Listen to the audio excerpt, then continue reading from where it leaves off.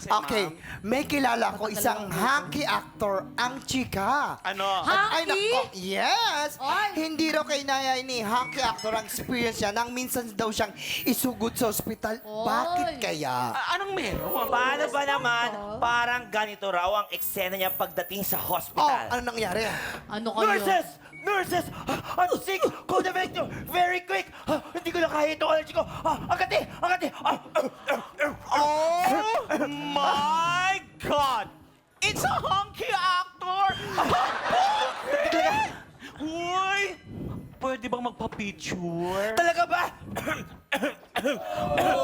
I can breathe! I can breathe! Agati! Tapos, Agati talaga! kuha tayo ng isang serious version, isang wacky, isang jump shot, tapos yung naka-finger heart. Come on, let's go!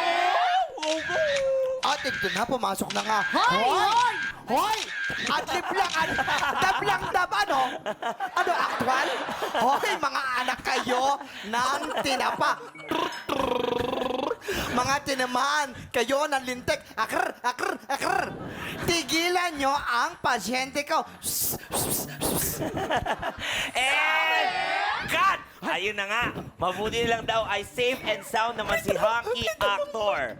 So, Wait lang. eto. Bakit naman ganun yung nangyari? Hindi nga, ganito lang. Alam mo, nakakaawa rin kasi. Actually, no? Na-emergency ka, tapos magpapapicture agad. Dapat Oo. concern mo agad yung health ng tao. Kumbaga, respeto lang. Eto na yung clue. Okay, sige. Ay, Clue kung sino nga ba ito. Gusto ko. Eto na yung clue.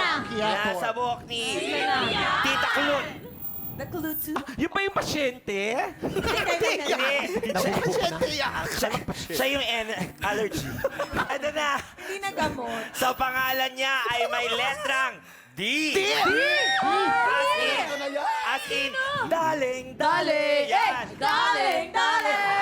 Daling! Daling! Daling ng mga nurse ang inis ng doktor na nakahuli sa